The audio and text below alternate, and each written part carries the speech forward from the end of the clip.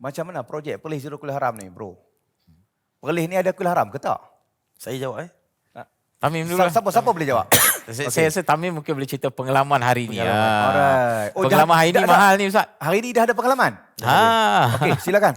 Alhamdulillah, kita tadi daripada pagi tadi, kita dah mula menyelongkar ataupun kita mula mendedahkan 7 tempat yang kita pergi tadi. Alright. Dan kita dapati 5 daripada 7 tempat tadi ada bermasalah. Di Perlis? Di Perlis.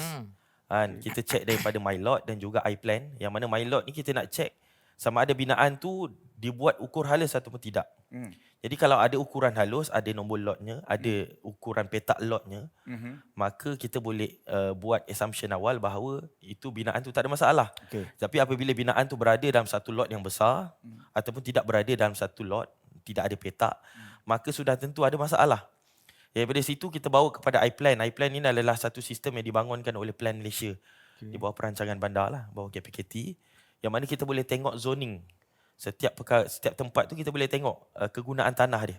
Adakah kegunaan tanah dia bersesuaian dengan rumah ibadat? Kalau kegunaan tanah digunakan untuk pertanian, digunakan untuk perumahan, mungkin ada masalah. Okay. Jadi kita dapati bahawa 5 daripada 7 tadi ada di antaranya tak ada lot, ada yang lot maksudnya besar. di Perlis ni keseluruhannya halal ke, haram ke, ada lesen ke, ikut garis panduan PBT ke, semua ada 7? Lebih kurang 7 lah. Ada setakat ini yang kami jumpa.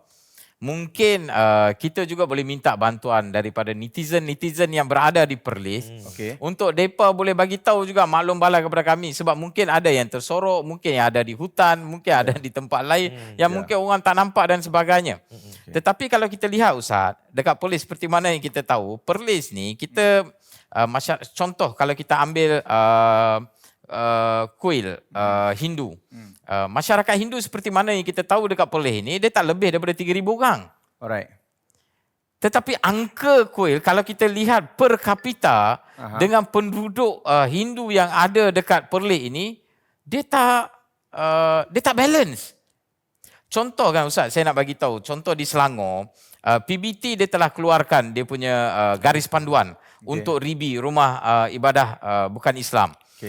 Dia sepatutnya di satu kawasan itu 5,000 orang mewakili satu rumah anutan. Jadi kalau kita ikut betul-betul kepada garis panduan itu, sepatutnya di Perlis ada berapa? Tak sampai 1 kalau boleh. Tak sampai 1. 0.75. 0.75, okey tak apa, kita bagi diskaun lah. Mereka sepatutnya ada 1 dan sebagainya. Okey. Dalam waktu yang sama, walaupun mereka hanya boleh ada 1, okey tak apa. Yang kami dapat jumpa ni ada 7. 7 ni yang kita lihat dan kita tak masukkan. 7 tu bagi saya untuk kita kekalkan keharmonian. Kalau dia buat atas tanah dia sendiri, okeylah. Kan? Tak ada masalah. So yang 7 tu bukan tanah sendiri. Okey, yang ni kita tak masukkan yang mana ada dekat tanah sendiri. Kami ada jumpa 2, tapi bila kita tengok dia macam dalam lot rumah dia, kita tak mengacau sebab itu hak dia. Dia macam ni. Yang pertama, sama ada dia dapatkan kebenaran ataupun tidak, yang itu kita tak cek lagi. Tetapi secara asasnya, kalau tanah tu dia beli, dia buat, pada kami itu kita hold dulu, sebab fokus kami sekarang adalah yang tanah haram ni. Walaupun dari sudut undang-undangnya tak boleh juga. Betul-betul. Dari sudut undang-undang tak boleh. Macam contoh orang Islam, dia ada tanah persendirian, dia nak buat masjid, kena minta juga. Betul. Kena ada kelulusan daripada majlis, maib dan sebagainya. Betul. Tapi yang tu kita tak masukkan dalam kita tak masuk kita lagi sebab kita rasa grade jenayah itu berbanding dengan curi tanah ni. Curi tanah ni lagi teruk lah. Depa ni yang geng curi tanah ni. Tadi masyarakat nak tahu, terutamanya orang Perlis, daripada 7, 5 bermasalah.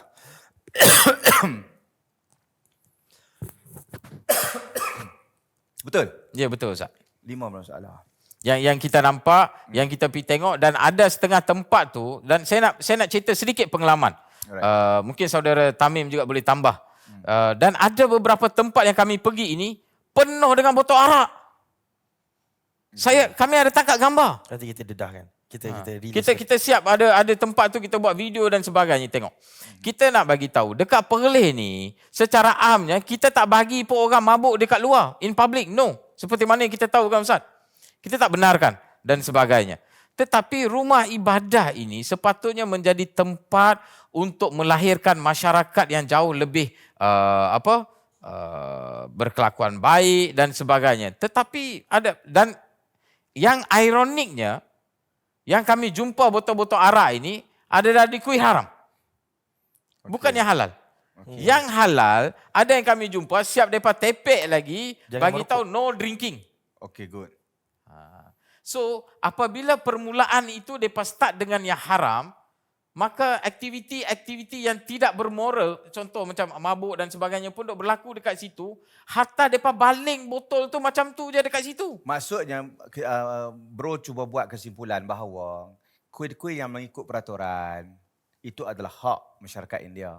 Sudah semestinya dijaga oleh orang yang terpelihara Betul. dan menjaga adat-adat dan tata susila. Tetapi apabila kuil itu dibina pada awal lagi di atas tanah kerajaan ataupun tanah persendirian orang lain, Secara haram. sudah semestinya dia menjadi satu awal lagi dah suspicious. Awal lagi dah masalah dah meragukan.